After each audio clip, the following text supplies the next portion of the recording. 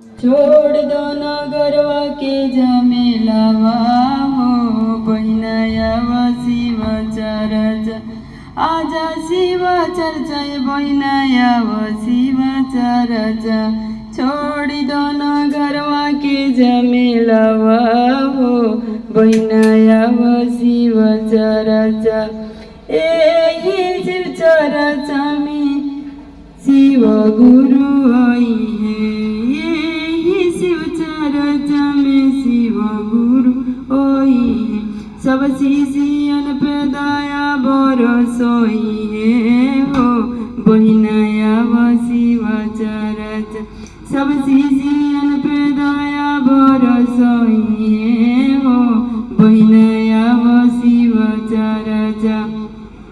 यही शिव चर्चा हरिंदर भैया है हरिंदर भैया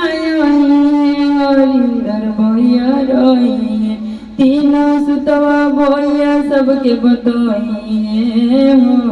बहिनायाव शिव चर्चा देश देश कोई पर प्रचारवा हो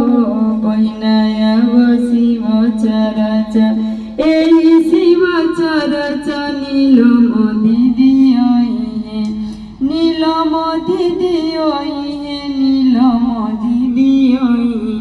अरे घरे घरे करब शिव चर्चा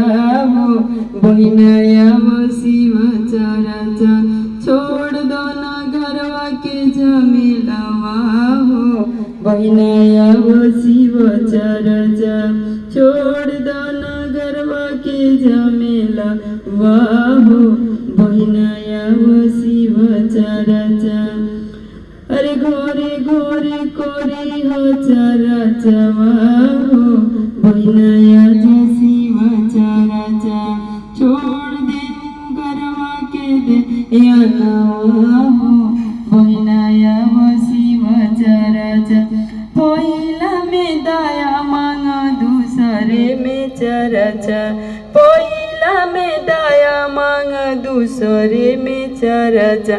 तीसरे में नम शिव नमोनिया हो